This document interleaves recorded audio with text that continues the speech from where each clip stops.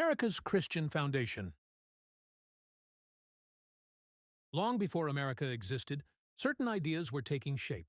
Ideas about how people should live together, how societies should be ordered, and what principles should guide governance. These biblical and Christian concepts would cross the Atlantic with European settlers and become woven into the fabric of a new nation.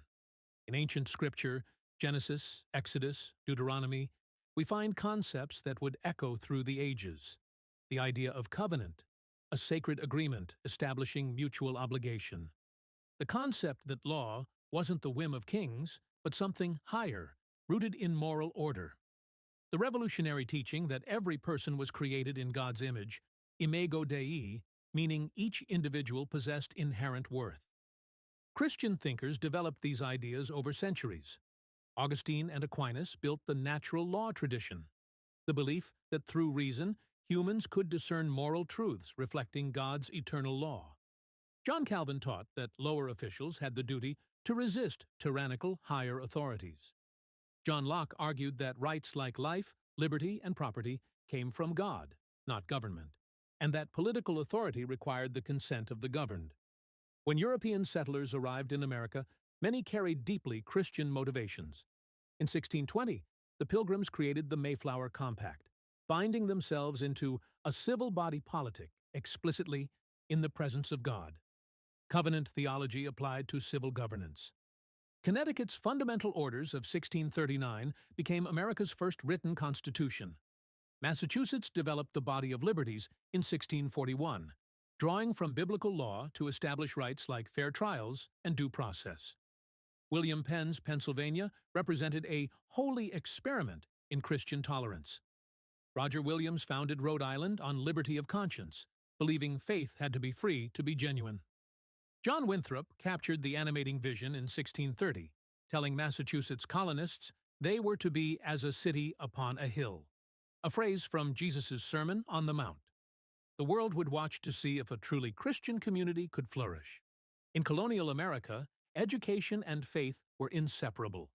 The New England Primer, the most widely used textbook, combined the alphabet with religious teaching. A was for Adam, B for the Bible. Children learned to read by learning Scripture, producing literacy rates of 80 to 90%, higher than most European countries.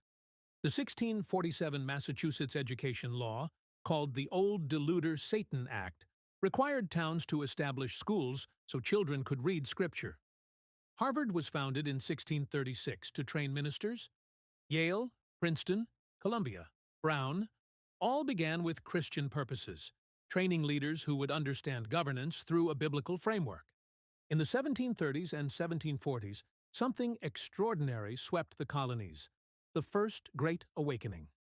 Jonathan Edwards and George Whitefield preached that every soul stood equal before God, that personal conscience mattered supremely, that genuine faith couldn't be inherited or mandated by authority. This emphasis on individual conscience and spiritual equality began to have political implications. If people questioned religious authorities claiming power without spiritual legitimacy, might they not also question political authorities claiming power without just cause? As tensions with Britain grew, ministers applied these principles to politics. They drew parallels to the Exodus story. Israel enslaved by Pharaoh, crying out for freedom, with God siding with the oppressed. Colonial ministers proclaimed that resisting tyranny might itself be a moral duty. As conflict escalated, ministers framed the revolution in explicitly biblical terms. One verse became almost a motto: "Stand fast, therefore, in the liberty wherewith Christ hath made us free, and be not entangled again with the yoke of bondage." Political liberty and spiritual liberty were connected, both flowing from the same divine source. The Continental Congress established official days of prayer, fasting, and thanksgiving. Americans interpreted events through providence, Washington's miraculous escapes, unlikely victories, as signs of divine favor. Even hardships like Valley Forge were seen as tests strengthening American character. The Declaration of Independence crystallized these ideas. It proclaimed that rights weren't granted by government, but endowed by their creator. It appealed to the laws of nature and of nature's God, combining reason with divine authority. All men are created equal, This equality came from creation itself, from the biblical concept of imago Dei. Every person bore God's image and therefore possessed inherent worth. The signers pledged their lives with a firm reliance on the protection of divine providence and appealed to the supreme judge of the world for the righteousness of their cause. The Liberty Bell bore words from Scripture: "Proclaim liberty throughout all the land unto all the inhabitants thereof," from Leviticus, describing the year of Jubilee when slaves were freed. Even in their symbols, Americans declared their understanding of liberty came from Scripture. By 1787, Americans needed stronger federal government but feared concentrated power. The solution reflected biblical realism about human nature. The doctrine of human sinfulness had practical implications. If all people were flawed, no person should hold absolute power. James Madison made this explicit. Since men are not angels, government needs internal controls. The Constitution's separation of powers, checks and balances, and federalism all reflected the conviction that power must be dispersed because humans couldn't be trusted with concentrated authority. The Constitution was intentionally quiet about religion, not rejecting Christianity, but making a statement about proper church-state relations. The framers rejected established churches, believing authentic faith couldn't be coerced. Yet the Constitution rested on moral assumptions largely Christian in origin: that people needed restraint, that written law mattered, that government existed to protect pre-existing rights.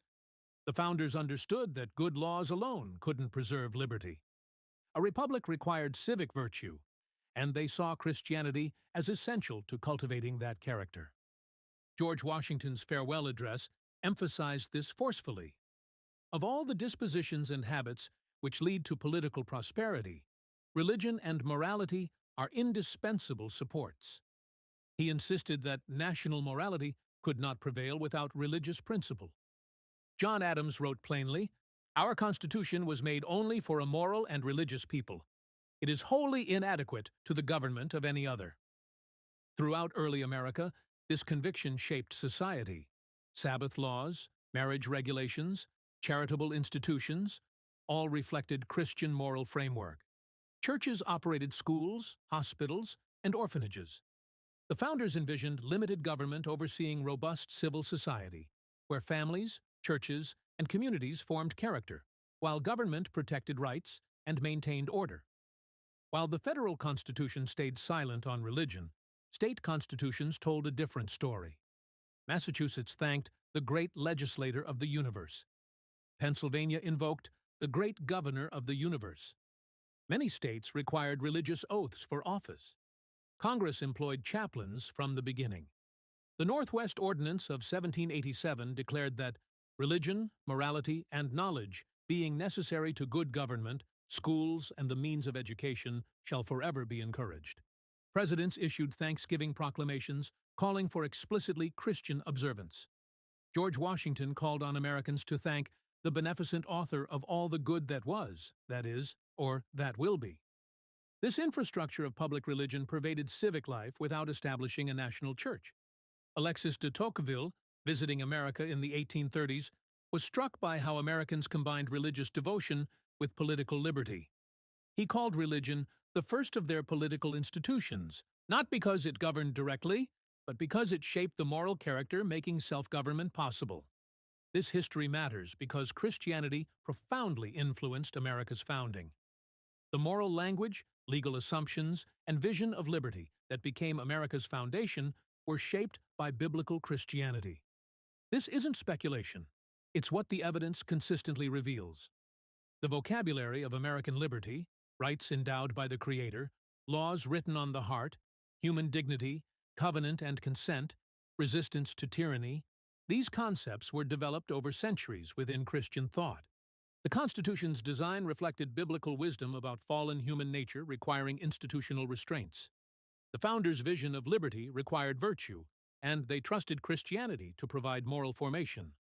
So when we ask whether Christianity influenced America's founding, the answer is unequivocally yes. Not a theocracy, not religious establishment, not legal requirements of Christian faith. but a society where Christian convictions shaped culture, informed law, and provided shared moral assumptions. The founders created space for faith to flourish without mandating it. They protected religious liberty while expecting religious citizenship. Both deep Christian influence and meaningful protection for religious diversity were part of their vision. This history belongs to all Americans, whatever their beliefs, as part of our shared inheritance.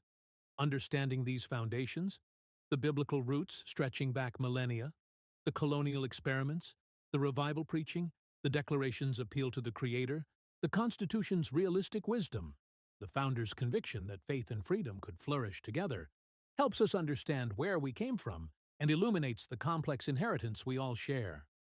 America was built on accumulated wisdom, on ideas with deep roots. Among the many influences that shaped the founding, classical philosophy, Enlightenment reason, English common law, biblical Christianity profoundly shaped the nation's moral foundation. This is the story of how ancient ideas crossed an ocean and helped birth a new nation, one founded on the revolutionary belief that all people were created equal and endowed by their Creator with unalienable rights. Thank you for listening. Please like and subscribe.